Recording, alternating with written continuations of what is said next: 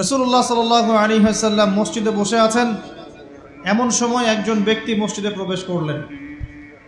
জিবরাইল আলাইহিস সালাম মানুষের রূপ ধরে মসজিদ নববীর মধ্যে আসলেন এবং সাহাবীদের সামনেই আসলেন। সাহাবীদের সামনে মানুষের রূপ ধরে জিবরাইল আলাইহিস সালাম এই একবারই এসেছেন, ইতিহাসে একবার। এসে নবী সাল্লাল্লাহু আলাইহি ওয়াসাল্লামকে জিজ্ঞাসা করছেন চারটা প্রশ্ন। কয়টা প্রশ্ন?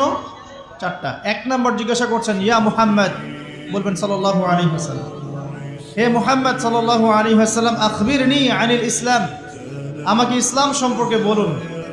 নবী সাল্লাল্লাহু আলাইহি ওয়াসাল্লাম বলছেন, ইসলাম হচ্ছে আন তাশহাদা আল্লা ইলাহা ইল্লাল্লাহ ওয়া আন্না মুহাম্মাদান আবদুহু ওয়া রাসূলুহু। ইসলাম হচ্ছে এই সাক্ষ্য দেয়া যে আল্লাহ ছাড়া কোনো ইলাহ নেই এবং মুহাম্মদ সাল্লাল্লাহু আলাইহি ওয়াসাল্লাম আল্লাহর বান্দা এবং রাসূল। এটা হলো প্রথম, অর্থাৎ কালিমা লা ইলাহা ইল্লাল্লাহ। এর অর্থ হচ্ছে আল্লাহ ছাড়া আমি কারো বিধান মানতে পারবো না। কথা কি বোঝা যায়? আল্লাহ ছাড়া আমি কারো দাসত্ব করব না। আল্লাহ ছাড়া কেউ আমার রব নয়, কেউ আমার রিজিক দাতা নয়, কেউ আমার জীবন দাতা নয়, কেউ আমার মৃত্যু দাতা নয়, এমনকি আল্লাহ ছাড়া বিধান দেওয়ার মালিকও কেউ না।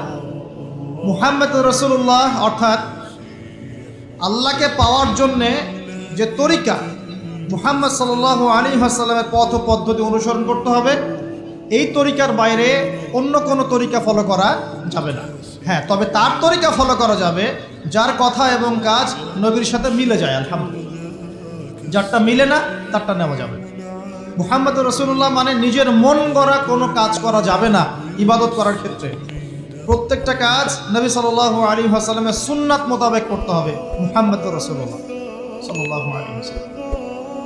দুই, ওয়া আন তুকিমাস সালাত, তুমি 5 ওয়াক্ত সালাত আদায় করবে। একটা হাদিসের মধ্যে এসেছে, মান তারাকা সালাতা মুতাআম্মিদান ফাকাদ কাফার। নবী সাল্লাল্লাহু আলাইহি ওয়াসাল্লাম বলেছেন, কোন ব্যক্তি যদি, মুসলিম ব্যক্তি, ইচ্ছাকৃতভাবে তার উপর অর্পিত ফরজ নামাজ ছেড়ে দেয়, সে ব্যক্তি কুফরি করলো। কি করলো? আর মুয়াজ বিন জাবাল রাদিয়াল্লাহু আনহু নবীজি বলছেন, মান তারাকা সালাতা মুতাআম্মিদান ফাকাদ বারিআত মিন যিম্মাতিল্লাহ। যে ব্যক্তি তার উপর অবধারিত ফরজ নামাজ ছেড়ে দেয়, সে যেন আল্লাহর জিম্মেদারি থেকে মুক্ত হয়ে গেল। আল্লাহর কোনো জিম্মেদারি নাই তার উপর। 90% মুসলিমের দেশে এটা খুবই দুঃখজনক যে আমাদের মধ্যে বেশিরভাগ মানুষ 5 ওয়াক্ত নামাজ পড়ে না। শুধু বড় গলায় কি 90% মুসলিম বললে হবে? যখন 90% মুসলিমের দেশের 100% মুসলিম 5 ওয়াক্ত নামাজ পড়বে, ইসলাম এমনি এমনি প্রতিষ্ঠা হয়ে যাবে ইনশাআল্লাহু তাআলা। যখন মুসলিম কান্ট্রির বেশিরভাগ মানুষই নামাজি হবে, ইনশাআল্লাহ আল্লাহর জমিনে আল্লাহর দিন প্রতিষ্ঠা হয়ে যাবে ইনশাআল্লাহ। আমরা যদি নামাজ আদায় না করি, দিন কি প্রতিষ্ঠা হবে ভাই? আমরা তো আমাদের দেহের উপরেই দিনটা প্রতিষ্ঠা করতে পারলাম না। পরিবারে করব কিভাবে, সমাজে কিভাবে করব, আর বিশ্বে কিভাবে করব? তবে আলোচনার একটা উদ্দেশ্য বলে দিয়ে থাকি, আগেই বলে দিই, ইসলাম দিয়ে পৃথিবী শুরু হয়েছে, নবী দিয়ে সভ্যতা শুরু হয়েছে, ইসলাম দিয়েই পৃথিবী শেষ হবে, নবী দিয়েই সভ্যতা শেষ হবে ইনশাআল্লাহ।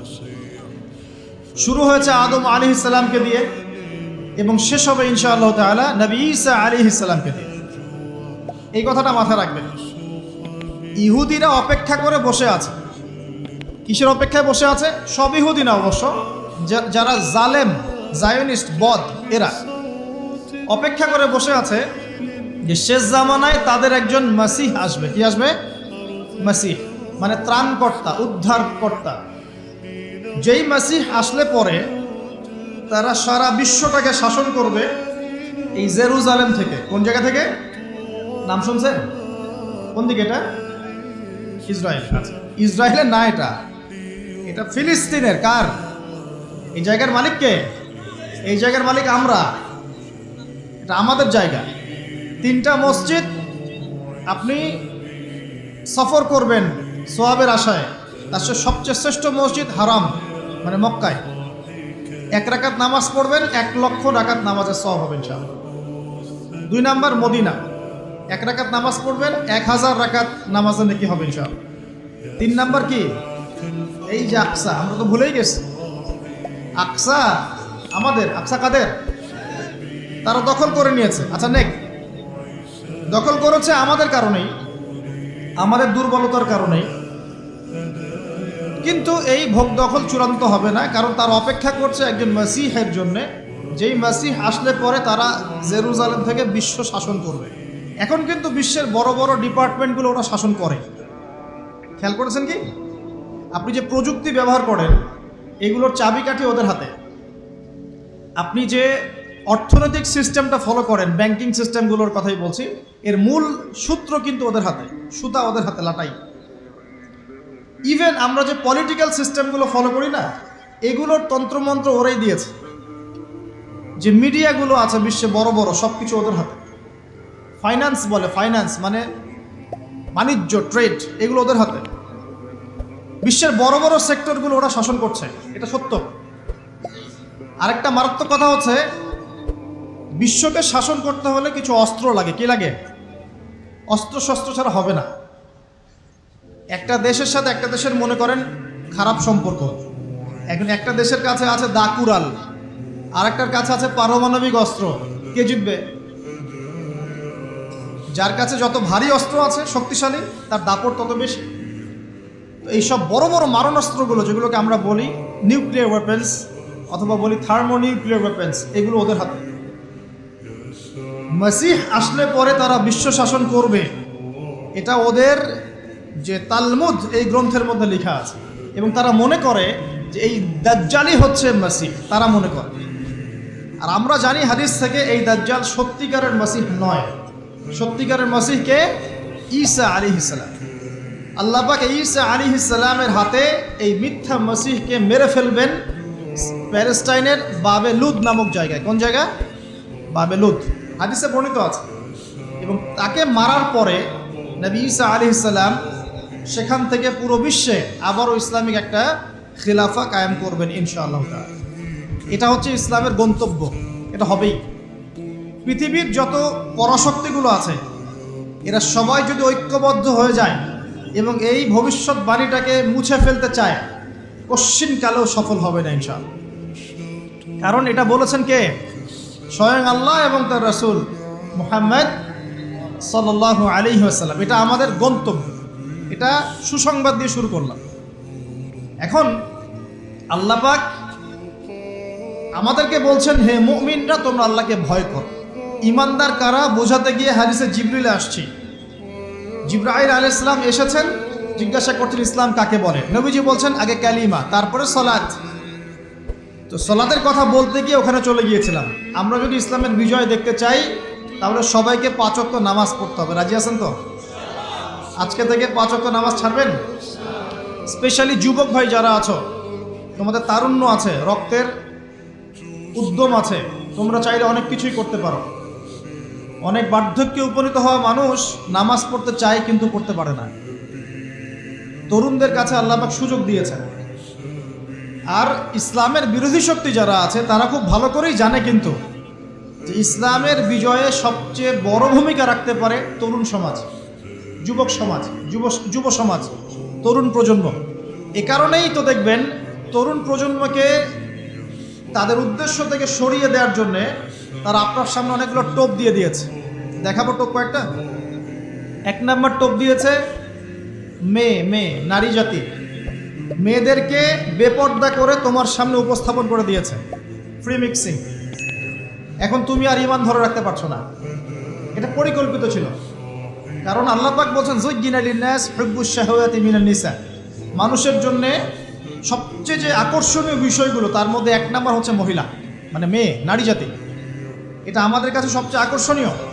আল্লাহ পাকের সবচেয়ে সুন্দর সৃষ্টিকে মানুষ না, মানুষের মধ্যে আল্লাহ পাকের সবচেয়ে শ্রেষ্ঠ সৃষ্টিকে নারী জাতি। আল্লাহ পাক তাদেরকে সুন্দর করে সৃষ্টি করেছেন, তাই নয় কি? এই কারণে পুরুষদের সবচেয়ে আকর্ষণের জায়গা কোনটা? নারী জাতি। এই কারণে মেয়েদেরকে বেপর্দা করে তোমার সামনে ছেড়ে দেওয়া হয়েছে। জেনা বেড়েছে, ব্যভিচার বেড়েছে, ফ্রি মিক্সিং বেড়েছে, ধর্ষণ বেড়েছে, এই যে হারাম প্রেমের সম্পর্কগুলো বেড়েছে। যুবকেরা তাদের জীবনের উদ্দেশ্য ভুলে গেছে। আমার কথা কি বুঝতে পারছেন? আচ্ছা, এটা 1 নম্বর। 2, মাদক। যুবকদের সামনে মাদকের সহজলভ্যতা। চাইলেই হাত বাড়ালেই মাদক, হাত বাড়ালেই ইয়াবা, হাত বাড়ালেই ফেন্সিডিল, হাত বাড়ালেই হেরোইন, তাই না? কথা ঠিক তবে ঠিক। যদি কেউ চায় যে আমি আজকে রাত্রে মাদক খাবো, সে পারবে, হাত বাড়ালেই পারবে। এখনকার সমাজ এমন, যদি কেউ চায় যে আজকের রাত্রে আমি পতিতালয়ে গিয়ে রাত কাটাবো, সে পারবে। 500 টাকা 1000 টাকার বিনিময়ে মানুষ এখন জেনা করতে পারে না? 5 টাকা 10 টাকা 50-100 টাকা দিয়ে মানুষ এখন ইয়াবা কিনে খেতে পারে। আর যারা সীমান্তবর্তী অঞ্চলে আছেন তারা আরো ভালো জানেন আমার কথা কতটুকু সত্য কতটুকু মিথ্যা। যুবকদের সামনে মাদক এমনি এমনি দেওয়া হয় নাই। উদ্দেশ্য কি? তোমার দ্বারা ইসলামের বিজয় সম্ভব ছিল। মাদক সেবন করাই তোমাকে সরাই দিয়েছে ওই রাস্তা থেকে। কথা বুঝতে পারছো? খুব সতর্ক। 3 নাম্বার, জুয়া। তোমার সামনে জুয়া দিয়ে দিয়েছে। জুয়া, ফুটবল বিশ্বকাপ হইলে জুয়া, IPL হইলে জুয়া, BPL হইলে জুয়া, ফুটবল ফিফা হইলে জুয়া। জুয়া খেলে না মানুষ।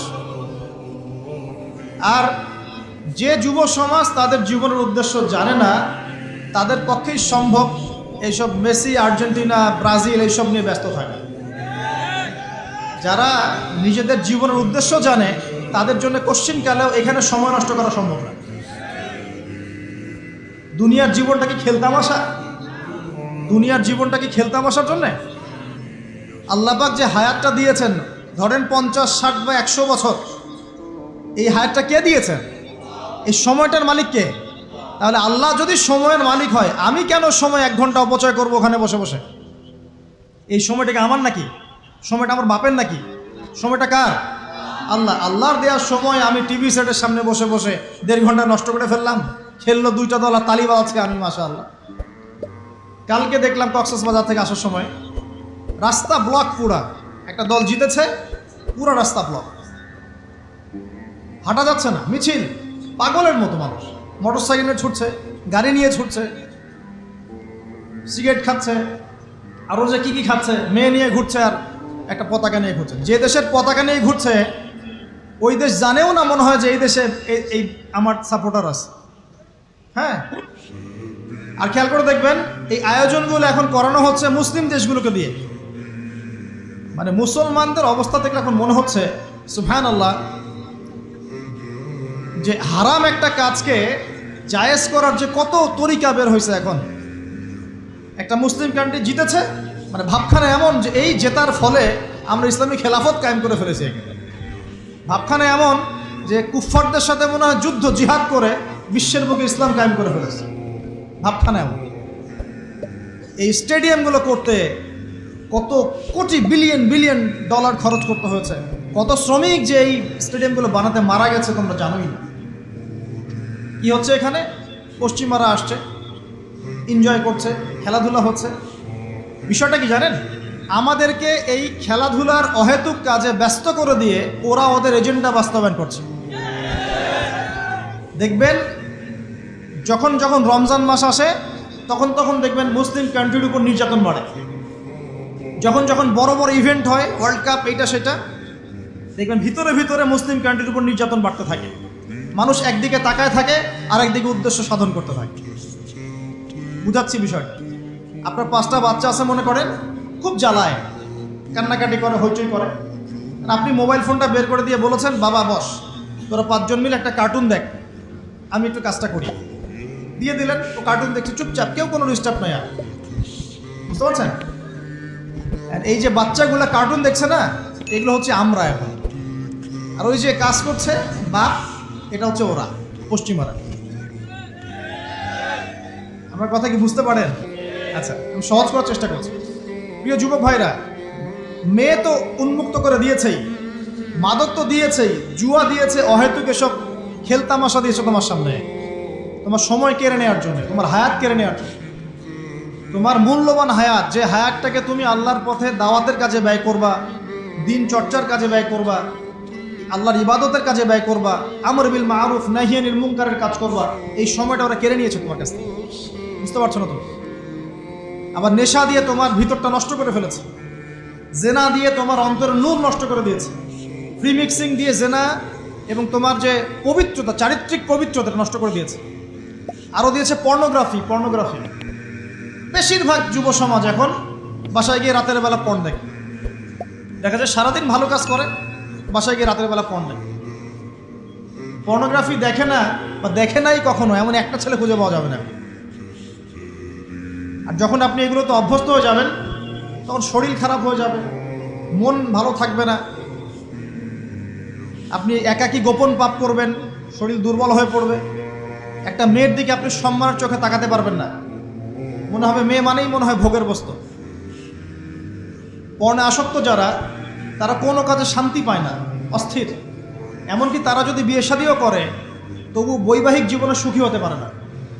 কেন জানেন? নিজের শক্তি ক্ষমতাগুলো আগেই নষ্ট করে ফেলেছে। এবং অনেকগুলো মেয়ে যখন আপনি দেখবেন নগ্ন, তখন আপনার স্ত্রীকে আপনার কাছে সুন্দর মনে হবে না, মনে হবে এই মেয়ের চেয়ে মনে হয় ওই মেয়েটা সুন্দর, এর চেয়ে মনে হয় ওইটা সুন্দর। আর মেয়ের প্রতি সম্মান তো থাকবেই না, মেয়েকে মনে হবে একটা ভোগের বস্তু। যত বেশি পর্নোগ্রাফি বেড়েছে তত ধর্ষণ বেড়েছে, দেখেছেন? পর্ন যত বেড়েছে ধর্ষণ তত বেড়েছে। এমনকি ছোট ছোট বাচ্চারা পর্যন্ত রেহাই পাচ্ছে না, দেখেন না? ছোট ছোট বাচ্চা, 5 বছর 10 বছরের বাচ্চারা, মেয়ে বাচ্চাদের কথা বলছি, এদেরকেও ধর্ষণ করা হচ্ছে। যাদের ঘরে কন্যা সন্তান আছে তারা খুবই এখন মানে বিপর্যয়ের মধ্যে আছেন আপনারা, আমরা। কারণ সমাজটা তো নষ্ট হয়ে যাচ্ছে। আপনার মেয়েকে কতদিন ঘরে রাখবেন? বাইরে তো পাঠাতেই হবে। বাইরে পাঠালে দেখবেন মেয়ের সম্মান নাই, পর্দা নাই, মেয়েকে জোর করে ধর্ষণ করা হচ্ছে। বাসে, ট্রেনে, অটোতে, অমুকে তমুকে, ট্রাকে মেয়েকে ধর্ষণ করা হচ্ছে। আর প্রত্যেক ধর্ষকের তো আর ইসলামিকভাবে বিচার হচ্ছে না, হচ্ছে? যদি একটা এলাকায় ধর্ষণ হতো আর ধর্ষককে জনসমক্ষে ডেকে ফাঁসি দেওয়া হতো না, তাহলে দেখতেন যে ওই এলাকায় ধর্ষণ বাড়তো না, কমে যেত। যদি একটা এলাকার চোরদেরকে জনসমক্ষে নিয়ে এসে হাত কেটে ফেলা হতো, তাহলে বুঝতেন চুরি কাকে বল, ভয়ে চুরি করতে পারতো না মানুষ। আর ভাগ্য ভালো যে এই নিয়মগুলো এখন নাই। কেন ভাগ্য ভালো বললাম? ভাগ্য ভালো কেন বললাম? কারণ এই নিয়ম যদি এই মুহূর্তে চালু করা হয়, এই মুহূর্তে যে এখন এই সেকেন্ডের মধ্যে চালু করা হয়, তাহলে অনেক বড় বড় রাঘব বোয়াল যারা আছে ওদের হাত থাকবে না। কথা বুঝতে পারছেন না? কেউ চুরি করে সিসকা চোর বলি আমরা, না কি বলেন আপনারা? ছিচকা চোর বলেন। কেউ আছে চুরি করে, পুকুর চুরি করে। সিসকা চোরকে ধরতে পারলে রাস্তাঘাটে কি মাইটটা দেওয়া হয়, তাই না? মনে হয় যে নিজের শক্তি খাটানোর একটাই জায়গা চোর পিটানো। মসজিদে যদি একটা চোর ধরা পড়ে, কি মাইটটা মারে, খুঁটির সাথে বেঁধে একদম জুতা স্যান্ডেল দিয়ে। আর সামনে যে পুকুর চুরি করে বসে আছে, কিছুই করতে পারতেছে। কথা মিথ্যা কথা বলছে? যদি একটা মুসলিম রাষ্ট্রের মধ্যে দুর্নীতি না থাকতো না, মুসলিম রাষ্ট্র বিশ্বকে নেতৃত্ব দিত ইনশাআল্লাহ। যদি কোনো মুসলিম রাষ্ট্রের মধ্যে দুর্নীতিটা না থাকতো না, তাহলে দেখতেন ওই রাষ্ট্র অবশ্যই বিশ্বকে নেতৃত্ব দিত ইনশাআল্লাহ। এমন অনেক অমুসলিম রাষ্ট্র আছে যেগুলো অমুসলিম হওয়া সত্ত্বেও ওদের মধ্যে কোনো দুর্নীতি নাই, জানেন? আল্লাহ পাক আমাদের সবাইকে পরিপূর্ণ মুসলমান হওয়ার তৌফিক দান করুন। দেখেন আল্লাহ পাক বলেছেন, উদখুলু ফিস সিলমি কাফা, তোমরা পরিপূর্ণরূপে ইসলামে প্রবেশ করো। এখন আমি যদি নামাজও পড়ি, আবার ঘুষও খাই, এদিকে রোজাও রাখি, আবার সুদও খাই, আবার এদিকে আমি হজমরাও করি, অন্যের সম্পদ আত্মসাৎ করি, মাপে কমও দেই, মজুদদারি করি ইত্যাদি, আমি কি পরিপূর্ণ মুসলিম? আমি কি উদখুলু ফিস সিলমি কাফার উপর আমল করতে পেরেছি? আর আল্লাহ পাক এখানে বলছেন, ওয়ালা তামুতুন্না ইল্লা ওয়া আনতুম মুসলিমুন, পরিপূর্ণ মুসলমান না হয়ে তোমরা মৃত্যুবরণই করিও না। করলেই সমস্যা। পরিপূর্ণ মুসলমান না হয়ে মারা গেলেই সমস্যা। কি সমস্যা? ওই যে আল্লাহ পাক বলবেন, মান রব্বুক, বলবে লা আদরি, আমি তো জানি না। কারণ পরিপূর্ণ মুসলমান হয়নি তো, আল্লাহর সাথে শিরিক করেছে। আল্লাহ পাক বলবেন, মা দীনুক, বলবে লা আদরি, আমি জানি না। মা দীনুক উত্তর কেমন করে দিতে পারবে? ইসলামের কিছু অংশ মানে, কিছু অংশ মানে না। ইসলামের কিছু অংশ মানে, নামাজ, রোজা, হজ, যাকাত, তাসবিহ, তাহলিল সবই মানে, কিন্তু সুদ ছাড়তে হবে, ঘুষ ছাড়তে হবে, জেনা করা যাবে না, মদ খাওয়া যাবে না, দুর্নীতি করা যাবে না, মানে না। তাহলে মা দীনুক কি উত্তর দিবে? মান নবিয়ুক, কে নবী? উত্তর কিভাবে সম্ভব? নবীর সুন্নতি তো নাই গায়ের উপরে, চেহারায় নাই, কাপড়ে নাই, চলাফেরায় নাই, ওঠা বসায় নাই, ইবাদতে থাকলেও অর্থনীতির মধ্যে নাই, অর্থনীতির মধ্যে থাকলেও সংস্কৃতির মধ্যে নাই, সংস্কৃতিতে থাকলেও সমাজে নাই। নবীর সুন্নত কি খালি ঘরে তসবিহ টেপার মধ্যেই? মানে আমরা খালি সুবহানাল্লাহ পড়বো এটাই সুন্নত, দাড়ি ছেড়ে দিব এটাই খালি সুন্নত, টাকনোর উপরে কাপড় পরবো এটাই কি খালি সুন্নত? সমাজের মধ্যে সুন্নত নাই, অর্থনীতির মধ্যে সুন্নত নাই, ব্যবসা বাণিজ্যের সুন্নত নাই, চাকরি বাকরিতে সুন্নত নাই, পরিবারের সুন্নত নাই, সংস্কৃতির মধ্যে সুন্নত নাই। আর রাষ্ট্রের কথা বললাম না, ওটা বাদ দেন, ওটা এই যুগে সম্ভব না। ইল্লা মাশাআল্লাহ, যদি আল্লাহ পাক না চান। ওইদিকে আমি কথাই বলতে যাচ্ছি না, আমি সমাজ পর্যন্তই আসি, এর উপর যাচ্ছি না। তো প্রিয় ভাইয়েরা, যুবক ভাইদের কথা বলে আমি সামনে যাব। 1 নাম্বার কি বলেছি, তোমরা সতর্ক থাকবে মেয়ে থেকে। কি থেকে? মেয়ে থেকে 100 হাত দূরে। 100 হাত মানে আমি বলি, পরামর্শ দেই, আমি তোমাদের ভাইয়ের মতো, ছোট হই আর বড় হই। আর আমাকে এইসব আল্লামা শায়েখ এইসব বলার দরকার নাই। আমি একদম তালেবে ইলম, এখানে বড় বড় অনেক আলেম ওলামায়ে কেরাম আছেন, আমি খুব বিব্রত বোধ করছি কথা বল। আমি জানি যে হকপন্থী ওলামায়ে কেরাম যারা, তারা আমাদের মতো অনলাইনেও আসেন না, এই ফেসবুক ইউটিউবে ভিডিও পাবেন না। এমনও আলেম বাংলাদেশে আছেন জানেন, যারা বহু আলেম তৈরি করছেন, মাদ্রাসা খেদমত করছেন।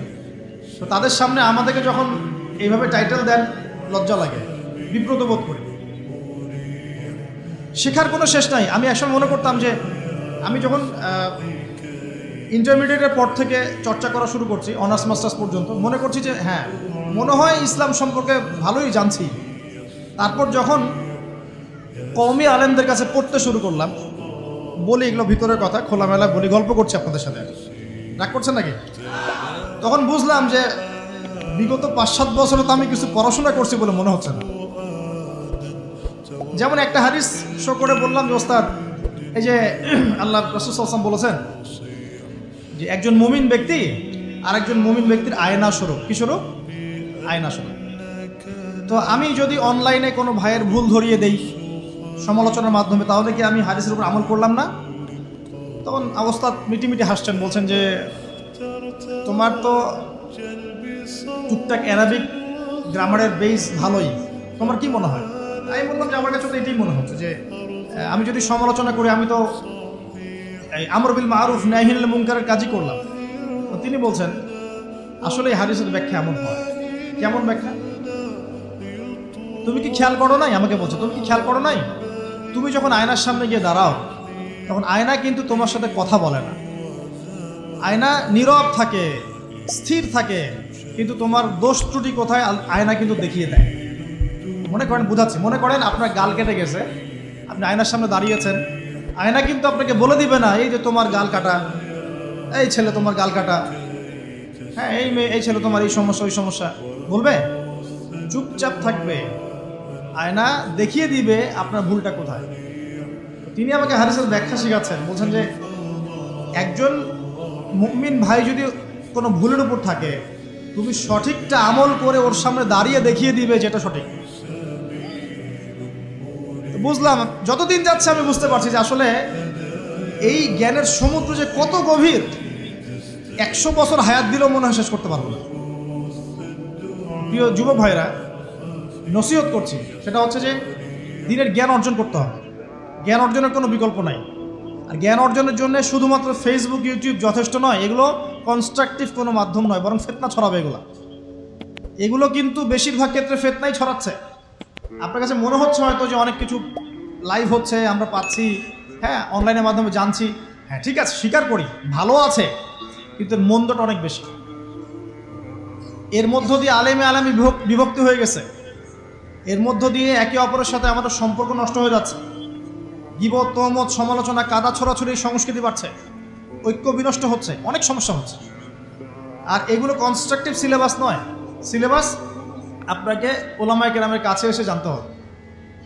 আমি বলছি 1 নাম্বার কোরআন থাকবে, আপনাদের জেনারেলদের জন্য বলছি, কারণ আপনাদের জন্য এটা এত সহজ হবে না। মাদ্রাসা যারা পড়া শুরু করেছেন ছোটোবেলা থেকে, তাদের জন্য সহজ, আপনাদের জন্য এত সহজ নয়। সিলেবাসগুলো জেনে রাখেন। কোরআন পড়তে হবে আগে, পবিত্র কোরআনের বিশুদ্ধ তেলাওয়াত শিখতেই হবে, এবং প্রত্যেক দিন চেষ্টা করবেন 1 পৃষ্ঠা 2 পৃষ্ঠা, আধা পারা 1 পারা করে তেলাওয়াত করার জন্য। তেলাওয়াতের কোনো বিকল্প নাই, প্রত্যেক হরফে 10 নেকি পাবেন ইনশাআল্লাহ। এরপরে এর ভাষা আছে, কোরআনিক গ্রামার আছে, নাহুসর। আর এই বইগুলো আপনি একা পড়তে পারবেন না। এই বইগুলো পড়তে হলে ওস্তাদ লাগবেই। এক একটা বই 2 বছর করে পড়তে হইতে পারে, পড়তে হবে। যদি আপনি কোরআন জানতে চান, বুঝতে চান, পড়তে হবেই। আর যদি মনে করেন না আমার এত জানা বোঝার দরকার নাই, সেটা আলাদা বিষয়। তখন আপনি ওলামায়ে কেরামের কাছে গিয়ে জিজ্ঞাসা করে মাসআলা নিয়ে নেবেন। এখানে একটা কথা বলে দিই, এখন আবার একটা নতুন আমি ফিতনাই বলবো বের হয়েছে যে আলেম ওলামার প্রয়োজন নাই, কোরআন হাদিস বাসায় পড়বা, নিজে একা একাই মুস্তাহিদ হয়ে যাবে। অনেক দিনই ভাইকে দেখছি আমি, যুবক ইয়াং, তার আগে বিপদগামী ছিলেন, হেদায়েত হয়ে ইসলামের দিকে এসেছেন, এখন প্রথমেই সহিহ বুখারী টান দিয়ে পড়া শুরু করলেন। কে বললো আপনাকে প্রথমে সহিহ বুখারী পড়তে? আপনি কি এক লাভ দিয়ে এই মেডিকেল সায়েন্সের বই পড়তে যাবেন? এত কঠিন কঠিন বই আগে কেন? এই বইগুলো পড়তে ওলামায়ে কেরামের 15-20 বছর সময় লাগে।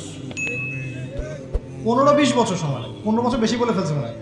আমাদের মতো হলে 20 বছর লাগে। কঠিন বই আগে না, আগে সহজ বইগুলো পড়তে হতো। তো ভাবখানা তখন দেখা যায় এমন, কয়েকটা হাদিসের কিতাব পড়ে, কোরআনের কিছু অনুবাদ করে, আলেম ওলামার আর দরকার নাই, কোনো মাযহাবেরও দরকার নাই, আমি নিজে একাই মুস্তাহিদ। এটা একটা ফিতনা চলছে। তো আমি বুঝাচ্ছি আপনাকে, একটা মাসআলা ধরেন আপনার সামনে আসলো, মনে করেন ওই যে আমি পেপার মানি নিয়ে কথা বলেছিলাম না, কাগজের টাকা, এরপর আসছে ক্রিপ্টোকারেন্সি। কি আসছে? নাম শুনেন নাই?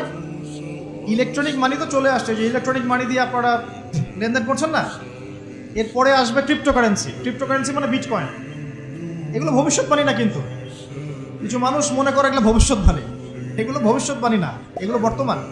অলরেডি পৃথিবীর কিছু কিছু দেশে চলে আসছে, হয়তো বা এদেশেও অচিরে আসবে। তো মনে করেন এখন আপনি একজন সাধারণ মানুষ, ক্রিপ্টোকারেন্সি কী জিনিস আপনি বোঝেন না।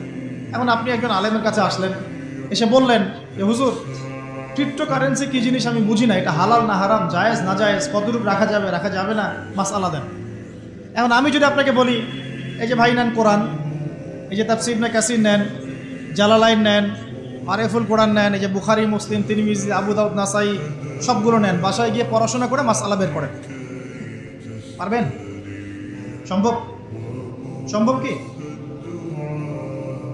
কে পারবে? যিনি মুস্তাহিদ। আর একটা সমাজের মধ্যে মুস্তাহিদ মানুষের সংখ্যা কতজন থাকে? অল্প কিছু। বেশিরভাগ মানুষই তো অন্ধ অনুকরণ তাকলিদ করতে হবে তাকে। তখন এই যে আপনি আমার কাছ থেকে মাসআলাটা জানলেন, এই মাসআলা জেনে নেওয়াটা কি আপনার জন্য উচিত না অনুচিত? আপনার এই মাসআলা জেনে নেওয়াটা কি উচিত না অনুচিত? এই মাসআলা আমার কাছে বা আলেমের কাছে না জানলে কিভাবে শিখবেন আপনি? শেখার জন্য আপনাকে আসতে হবে না? এটাই মাযহাব। এখানে বিভ্রান্তির কোনো সুযোগ নাই যে আমি এগুলা মানি না, আমি খালি বইপত্র একা একা পড়বো, আলেম হয়ে যাবে, সম্ভব না। যখন আমরা কলেজে পড়তাম অনেক সময় মনে হতো যে হয়তো বা সম্ভব, যখন পড়া শুরু করেছি তখন দেখছি যে না, এই সমুদ্রে ডুব দেওয়া কেবল শুরু, এর তলানি খুঁজে বের করতে 100 বছর লাগবে মনে হয়। আল্লাহ ভালো জানেন। আল্লাহু আকবার। দিনের জ্ঞান তো বেশি। আলী রাদিয়াল্লাহু আনহু একটা কথা বলে দিয়ে সামনে যাচ্ছি। আলী রাদিয়াল্লাহু আনহু শেষ বয়সে বলছেন, তাকে প্রশ্ন করা হচ্ছে যে আপনার কি কোনো দুঃখ আছে জীবনে? আলী রাদিয়াল্লাহু আনহু বলছেন যে আমি শুরু থেকে নবী সাল্লাল্লাহু আলাইহি ওয়াসাল্লামের পাশে ছিলাম, আমার দুঃখ নাই, তবে একটা মনের কষ্ট। কি? আমি যে জ্ঞানগুলো শিখেছি নবীর কাছ থেকে সাল্লাল্লাহু আলাইহি ওয়াসাল্লাম, সেই জ্ঞান বিতরণ করার জন্য কোনো পাত্র খুঁজে পেলাম না। কি গভীর কথা! যে জ্ঞান শিখেছি এটা বিতরণ করার পাত্রই খুঁজে পেলাম না। তাহলে পাত্র, আমরা তো পাত্র, জ্ঞান বিতরণ করবেন উলামায়ে কেরাম। পাত্র আমরা যদি পরিষ্কার না হয় জ্ঞান কিভাবে পাবেন? সম্ভব না। আরেকটা বিষয় বলে দেই, যখন আপনি জ্ঞানের চর্চায় মাঠে নামবেন, আল্লাহ পাক আপনার সম্মানার্থে ফেরেশতার পাখা আপনার পায়ের নিচে বিছিয়ে দিবেন ইনশাআল্লাহ। আর যখন আপনি জ্ঞান চর্চা করে আলেম হবেন ইনশাআল্লাহ তাআলা, আপনার জন্যে আসমান জমিনের সমস্ত মাখলুক, এমনকি সমুদ্রের নিচের মাছ, গর্তের ভিতরের পিপিলিকা, সবাই আল্লাহর কাছে আপনার জন্য ইস্তেগফার করবে ইনশাআল্লাহ। একটা হাদিসে নবীজি বলেছেন যে আকাশের চাঁদটাকে তোমরা যেমন দেখো উজ্জ্বল অন্য নক্ষত্রগুলোর তুলনায়, ঠিক তেমনি সাধারণ মানুষের উপরে একজন আলেমের মর্যাদা এমন। তো প্রিয় ভাইয়েরা, যুবক ভাইদেরকে বলছি স্পেশালি, আজকের লেকচারটা স্পেশালি তোমাদের জন্যই। এই ফাঁদগুলো থেকে বেঁচে থাকবে এবং এলেম অর্জন করবে। এলেম অর্জনের কোনো বিকল্প নাই, এবং এলেম অর্জনের জন্য সিলেবাস লাগবে। আর অনেক বইপত্র একা একা পড়তে পারবে না, আলেম ওলামাদের সংস্পর্শ লাগবেই, অন্যথায় পারবে না। এর পাশাপাশি আপনি সিরাতের বই পড়বেন, ইতিহাস পড়বেন, ইসলামিক অর্থনীতি পড়বেন, হ্যাঁ, ভূরাজনৈতিক প্রেক্ষাপটের বইগুলো পড়বেন, এগুলো ঠিক আছে। এবং জেনারেল লাইনে যেখানে পড়াশোনা করছেন এই পড়াশোনাও কন্টিনিউ করবেন, এবং আপনার প্রতিভা দিয়ে আপনার জায়গা থেকেই ইসলামের খেদমত করবেন ইনশাআল্লাহ। পারা যাবে না? আল্লাহ তৌফিক দান করুন। যুবক ভাইদের সামনে এই ফাঁদ। কেন ফাঁদ? কারণ যুবক ভাইরা যদি জীবনের উদ্দেশ্য জেনে ফেলে এবং ইসলাম প্রতিষ্ঠার কাজে আত্মনিয়োগ করে, তাহলে কুফার শক্তি পালানোর জায়গা খুঁজে পাবে না ইনশাআল্লাহ। প্রিয় ভাইরা, আল্লাহ রাব্বুল আলামিন বলছেন মুমিনদেরকে, হে মুমিনরা, তোমরা আল্লাহকে ভয় করো। দেখুন, 6টা পিলারে বিশ্বাস না করা পর্যন্ত কেউ মুমিন হয় না। কয়টা পিলার? 1 নাম্বার হচ্ছে আল্লাহর প্রতি বিশ্বাস। 1 নাম্বার আল্লাহর প্রতি বিশ্বাস। 2 ফেরেশতা মণ্ডলীর প্রতি বিশ্বাস। 3 আসমানি কিতাব সমূহে বিশ্বাস। 4 নবী রসুলগণের প্রতি বিশ্বাস। 5 পরকালের প্রতি বিশ্বাস। এবং 6 তাকদীরের ভালো মন্দের প্রতি বিশ্বাস। এই 6টা পিলারকে মনে বিশ্বাস করতে হয়, মুখে স্বীকৃতি দেওয়া লাগে এবং কাজেও বাস্তবায়ন করতে হয়, তারপর আপনি মুমিন হবেন ইনশাআল্লাহ। আল্লাহ পাক বলছেন আমাদেরকে, এই মুমিনদেরকে তোমরা আল্লাহকে ভয় করো, ভয় করার মতো ভয় করো। এটার ব্যাখ্যা কি? ভয় করা মানে কি? শুধু নেক আমল করা মানেই আল্লাহকে ভয় করা নয়। আল্লাহ পাকের যত নিষেধ আছে এই নিষেধগুলো ছেড়ে দেওয়ার নাম হলো আল্লাহকে ভয় করা। যদি আমি নামাজ পড়ি, প্রমাণিত হবে না যে আমি আল্লাহকে ভয় করি। হারাম ছেড়ে নামাজ পড়েন, হালাল খেয়ে নামাজ পড়েন, প্রমাণ হবে আপনি আল্লাহকে ভয় করেন। নামাজ পড়াটা একটু সহজ কাজ, কিন্তু এই হারাম রিজিক ছেড়ে দেয় এত সহজ কাজ নয়। রোজা রাখা সহজ কাজ তুলনামূলক, কিন্তু সুদ ঘুষ ছেড়ে দেওয়া এত সহজ কাজ নয়। তাসবিহ তাহলিল করা সহজ কাজ, কোরআন তেলাওয়াত করাও সহজ কাজ তুলনামূলক, কিন্তু ওই বোনের সম্পত্তি তাকে ফিরিয়ে দেওয়া এত সহজ নয়। অন্য মুসলিম ভাইয়ের মান সম্মান রক্ষা করা তো সহজ নয়। পরিবারে পর্দা এবং নামাজ কায়েম করা তো সহজ নয়। এবং এই সুদ ঘুষ দুর্নীতি অন্যের সম্পদ আত্মসাৎ থেকে বের হয়ে আসা এত সহজ নয়। তাকওয়া মানে কি? পরিপূর্ণরূপে ইসলামে প্রবেশ করা, আল্লাহ পাকের যাবতীয় হুকুম আহকাম মেনে চলা, আদেশও এবং নিষেধ। আল্লাহ পাক বলেন শেষে, ওয়ালা তামুতুন্না ইল্লা ওয়া আনতুম মুসলিমুন। একজন নবীর কথা খালি বলবো, বিশৃঙ্খলা করেন না, একটু ধৈর্যের সাথে বসেন। আমরা খুব লম্বা আলোচনা করবো না, একটু বসেন, শেষ করে দিচ্ছি আস্তে আস্তে। আর যদি কারো কোনো প্রশ্ন থেকে থাকে এভাবে চিরকুট আকারে আমাদের এখানে দিতে পারেন ইনশাআল্লাহ। মুসলিম না হয়ে মৃত্যুবরণ করো না। আল্লাহ পাকের কালাম পবিত্র কোরআনের মধ্যে সূরা হজ নামে একটা সূরা আছে। এখানে আল্লাহ পাক সূরা হজের মধ্যে ইব্রাহিম আলাইহিস সালামের কথা বলছেন যে হুয়া সাম্মাকুমুল মুসলিমিন। ইব্রাহিম আলাইহিস সালাম সেই নবী যিনি তোমাদের নাম মুসলিম দিয়েছেন। কি দিয়েছেন? আচ্ছা, ইব্রাহিম আলাইহিস সালামের 2টা ঘটনা বলবো খালি, আমি আপনাকে ইসলাম দেখাচ্ছি কি জিনিস। দেখুন, তার স্ত্রীকে আল্লাহ পাক বলছেন রেখে আসো, হাজেরা আলাইহিস সালামকে রেখে আসো মক্কার কাবা ঘরের কাছে, যেখানে কোনো মানুষ নাই, কোনো খাবার পানি কিচ্ছু নাই, সাথে ছোট সন্তান ইসমাইল। দেখেন, রেখে আসার সময় কিন্তু ইব্রাহিম আলাইহিস সালাম আল্লাহকে বলেন নাই যে আল্লাহ আমি আমার স্ত্রী সন্তানকে ওখানে কেন রেখে আসবো, এর পিছনে যুক্তি কি, এর পিছনে বিজ্ঞান কি, এর পিছনে দর্শন কি জিজ্ঞেস করেছিলেন? আল্লাহ পাক বলেছেন সামি'না আতা'না। সন্তান বড় হয়েছে, আল্লাহ পাক বলছেন তাকে জবাই করতে হবে। তিনি সন্তানকে গিয়ে বলছেন ইয়া বুনাইয়া ইন্নী আরা ফিল মানামি আন্নী আযবাহুক, আমি স্বপ্নে দেখছি তোমাকে জবাই করছি, ফানজুর মাযা তারা, তোমার কি রায় আমাকে বলো। সন্তান বলছে এবার ইয়া আবাতি, হে আমার আব্বা, ইফআল মা তু'মার, আপনাকে যে আদেশ করা হয়েছে সে আদেশ আপনি পালন করেন। সাতাজিদুনি ইনশাআল্লাহু মিনাস সাবিরিন, ইনশাআল্লাহ আপনি আমাকে ধৈর্যশীল পাবেন। কে বলছে এটা? ইসমাইল। ইসমাইলের মধ্যে কি এখনকার তরুণদের জন্য আদর্শ নাই? যে বয়সে ইসমাইল আলাইহিস সালাম বলছেন আব্বা আমাকে জবাই করে দেন, কোনো সমস্যা নাই, ইনশাআল্লাহ আপনি আমাকে ধৈর্যশীল পাবেন, ওই বয়সের আমাদের তরুণ প্রজন্ম টিকটক প্রজন্ম, ওই বয়সে আমাদের তরুণ প্রজন্ম কিশোর গ্যাংয়ে যোগ দিয়েছে, জেনা করেছে, মাদক খাচ্ছে, জুয়া খেলছে, এই যে জার্সি গায়ে দিয়ে ঘুরে বেড়াচ্ছে দেখেন। এই ওয়াজে আসার সময় দেখলাম যে কিছু ছেলে দাঁড়িয়ে আছে ওখানে। কি হচ্ছে ওখানে দাঁড়ায়? বক্তা এখন আসে নাই, সিগারেটের প্যাকেট থেকে সিগারেট বের করে টান দিচ্ছে ওখানে। বক্তা তো এখন আসেন, টান টান দিয়ে যায়, তারপর বসে। মাদক বলতে কি বোঝো তোমরা? খালি গাঁজা, ইয়াবা, ফেন্সিডিলি মাদক? সিগারেটটা মাদক না? এই জর্দা খাই, এটা কি মাদক না? এগুলো মাদকের মধ্যে পড়ে। এগুলো ফ্যাশন হয়ে গেছে এখন। আল্লাহ পাক তোমাদেরকে এগুলো থেকে হেফাজত করুন। আমি দেখেন, ইসমাইল বলছেন, হে আমার আব্বা, আমাকে আপনি জবাই করে দেন যদি আল্লাহ আদেশ করে থাকেন, আমাকে ধৈর্যশীল পাবেন ইনশাআল্লাহ। মা বোনদের জন্য বলছে এখানে একটা কথা দেখুন, প্রিয় মা বোনরা ভালো করে শুনুন। দেখুন, ইসমাইল আলাইহিস সালামকে কিন্তু তার বাবা বড় করেন নাই। ইসমাইল আলাইহিস সালাম বড় হয়েছেন মক্কায় তার মায়ের কাছে, হাজরা আলাইহিস সালামের কাছে। আর ইব্রাহিম আলাইহিস সালাম থাকতেন সিরিয়ায়, শামে, তার আরেক স্ত্রী সারা আলাইহিস সালামের সাথে। তিনি যাওয়া আসা করতেন। আর তখনকার যাওয়া আসা এত সহজ ছিল না, তখন কোনো মোটর যান ছিল না। তো দেখুন, যেমন মা তেমন সন্তান। কেমন মা? হাজরা আলাইহিস সালামকে বলা হচ্ছে যে তোমাকে এখানে রেখে যেতে আল্লাহ আদেশ করেছেন। তো হাজরা আলাইহিস সালাম বলছেন, এখানে তো কোনো পানিও নাই, কোনো খাবারও নাই, আপনি এখানে আমাদেরকে একা ফেলে যাচ্ছেন। ইব্রাহিম আলাইহিস সালাম বলছেন, আল্লাহর আদেশ, কিছু করার নাই। এখন হাজরা আলাইহিস সালাম বলছেন, আচ্ছা যদি আল্লাহ আদেশ করে থাকেন তাহলে ইনশাআল্লাহ আল্লাহ আমাদের হেফাজত করবেন, আল্লাহর প্রতি আমি পূর্ণ তাওয়াক্কুল করলাম। কে বলছেন? হাজরা। এই হাজরা আলাইহিস সালামের দেখেন, এখানে তো কোনো খাবারই নাই, পানিও নাই, এক মশক পানি, একটু খাবার, দ্রুতই শেষ হয়ে গেল। শেষ হওয়ার পর তিনি ছোটাছুটি করছেন, suffer Marwah, suffer Marwah, suffer Marwah, কোথাও যদি একটু পানি পাওয়া যায়। কি তাওয়াক্কুল আল্লাহর প্রতি! ছোটাছুটি করছেন, বাচ্চা ইসমাইল কান্নাকাটি করছে। মায়ের এই ছোটাছুটি আল্লাহর কাছে এত পছন্দ হয়েছে, যতদিন হজ থাকবে এই হাজরা আলাইহিস সালামের স্মৃতির সাথে জড়িত এই সাই থাকবে।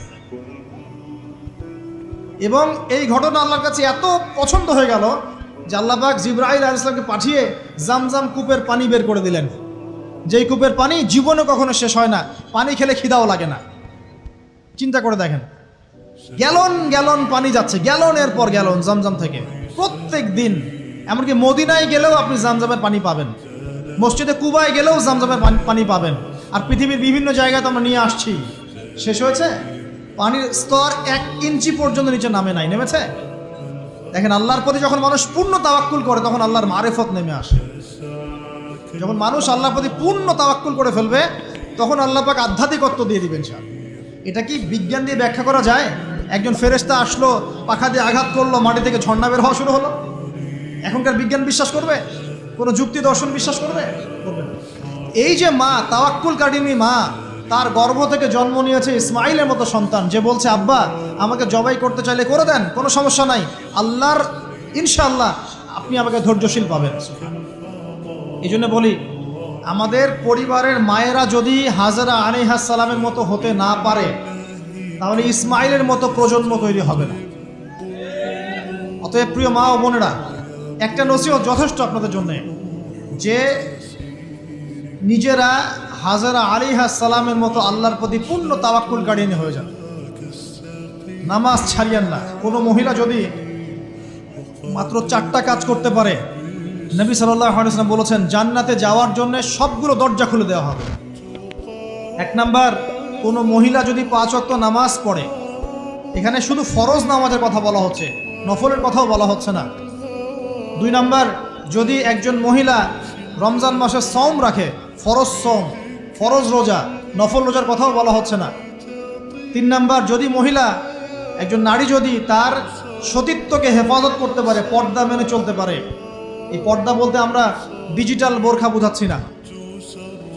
পোশাকটা এমন হবে না যে পোশাক পরেও গায়ের কাঠামো কতটুকু আটোসাটোটা বোঝা যায়, এই বোরখা চলবে না। বোরখা এমন হবে না, পোশাক এমন হবে না যে বাহির থেকে ভিতরের অঙ্গ দেখা যায়, এই বোরখা চলবে না। পোশাক এমন হবে না যে পোশাকটা পুরুষদের পোশাকের সাথে সাদৃশ্য আছে, গেঞ্জি টি শার্ট পরা যাবে না। পোশাকটা এমন হবে না যেই পোশাকটা অমুসলিমদের সংস্কৃতির সাথে বা ধর্মীয় কালচারের সাথে সাদৃশ্য আছে, এমন পোশাকও চলবে না। যদি কোনো নারী 3 নাম্বার তার লজ্জাস্থানের হেফাজত করতে পারে, মানে শরঈ পর্দা মেনটেন করতে পারে। আর পর্দা করে যদি কলেজে গিয়ে আর ইউনিভার্সিটিতে গিয়ে সহি প্রেমে লিপ্ত হন, তাহলেও পর্দা হবে না। কথা বোঝাতে পারছি না মনে হয়? পর্দা করেও যদি ইউনিভার্সিটিতে গিয়ে গ্রুপ স্টাডি করতে হয় গায়রে মাহরামের সাথে, এই পর্দাও চলবে না। পর্দা মানে পর্দা। পর্দা করে যে দুলা ভাইয়ের সাথে কুটুস কুটুস গল্প করা শুরু করেন, ইডিস পিডিস, চলবে না পর্দা। দেবর আর ভাবি, এখন দেখেন না, দেবর ভাবি, শালি দুলা ভাই, চাচাতো ভাই চাচাতো বোন, কোন জায়গায় সমাজ গিয়েছে জানেন? এমনও নিউজ বাংলাদেশে এসেছে, নাউজুবিল্লাহ বলতে বলতে রুচুতে বাঁধে, যে বাবা মেয়ের সাথে পর্যন্ত জেনা করে ফেলেছে। এই ঘটনা জানেন না? বাংলাদেশে একাধিক ঘটনা ঘটেছে। আস্তাগফিরুল্লাহ, ইন্না লিল্লাহি ওয়া ইন্না ইলাইহি রাজিউন। কোন যুগে আছেন চিন্তা করেন।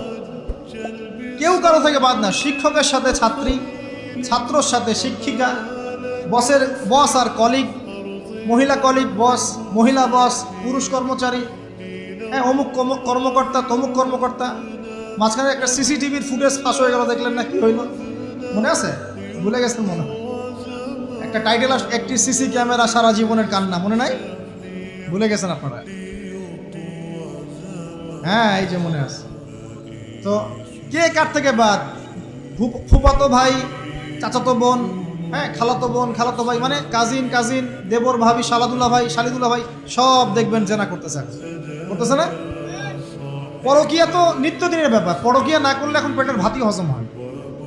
বাসায় একটা স্ত্রী আছে, বাইরে 3-4টা মেয়ের সাথে টাঙ্কি মেরে বেড়াবে, কোনো সমস্যা নাই। সমস্যা কোথায় বলি? সমস্যা হচ্ছে, যদি আপনার স্ত্রী থাকে একজন নেককার বা সতীসাধী নারী থাকে, এবং তার পারমিশন নিয়ে যদি আপনি আরেকটা বিয়ে করতে যান, সমস্যা আছে। হালালভাবে বিয়ে করলে সমস্যা, বাইরে টাঙ্কি মেরে বেড়াবেন, কোনো সমস্যা নেই।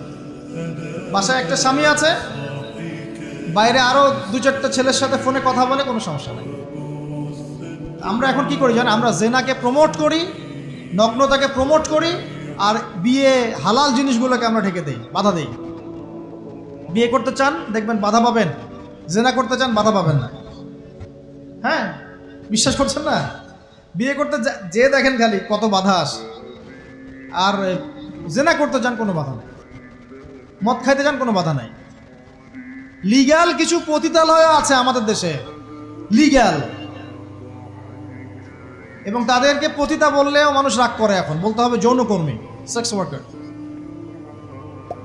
কেন? তাদের যদি এতই সম্মান দেওয়ার ইচ্ছা থাকে আমাদের, আমরা কি ওদেরকে হালাল কোনো কর্মসংস্থান দিয়ে এই পাপের পথ থেকে ফেরাতে পারি না?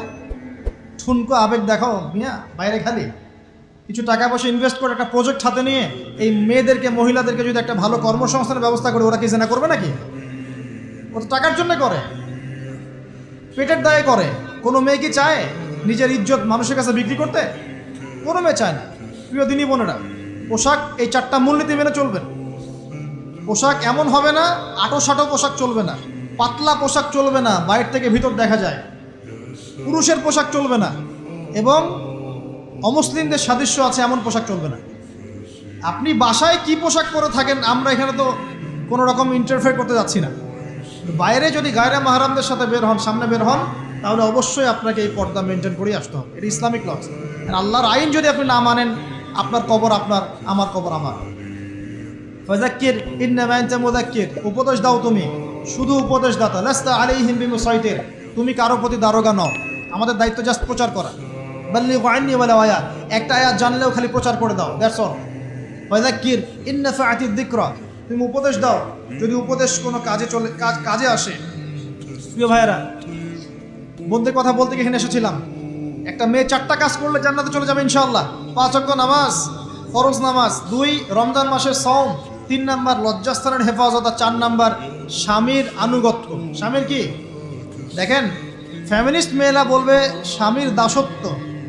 দাসত্ব আনুগত্য এক জিনিস নয়, মনে থাকবে। দাসত্ব আনুগত্য এক জিনিস নয়। আনুগত্য মানে কি? আনুগত্য মানে আপনার স্বামী আপনাকে কোরআন সুন্নাহ মতো চালানোর চেষ্টা করছে, আপনি এটা ফলো করবেন, আনুগত্য। আর আপনার স্বামী যদি আপনাকে কোরআন সুন্নাহর বাইরে যদি বলে যে আসো, অফিসের কলিগরা আসছে, আমার টেবিলে খাবার পরিবেশন করো, যাবেন না, আপনি আনুগত্য করবেন না। আপনার স্বামী বলছে যে সুন্দর করে সাজুগুজু করো তো, আজকে ঘুরে আসি সাজেক, ঠিক আছে, বাইকের পিছনে বসে আপনাকে নিয়ে যেতে যাচ্ছে, আপনি যাবেন না, বলবেন যে এরকম সাজুগুজু করে গায়রে মাহারামদের সামনে যাওয়া জায়েজ নাই। আনুগত্য কি? কোরআন সুন্নাহ সমর্থিত কাজে আপনি স্বামীকে ফলো করবেন, আনুগত্য। স্বামী যদি এমন কোনো আদেশ করে যে আদেশটা কোরআন সুন্নাহর বাইরে যায়, আপনি এখানে কোনো আনুগত্য নাই। একটা হাদিস আছে, লা তাআতা লি মাখলুক ফি মা'সিয়াতিল খালিক, মানে স্রষ্টার অবাধ্যতায় সৃষ্টির কোনো আনুগত্য নাই। আল্লাহর অবাধ্যতায় সৃষ্টির কোনো আনুগত্য নাই। প্রিয় ভাইরা, একটা আয়াত আমার জন্য যথেষ্ট হবে ইনশাআল্লাহ। মুমিন আমরা মুমিন না? মুমিন না? আল্লাহয় বিশ্বাস করি কি না?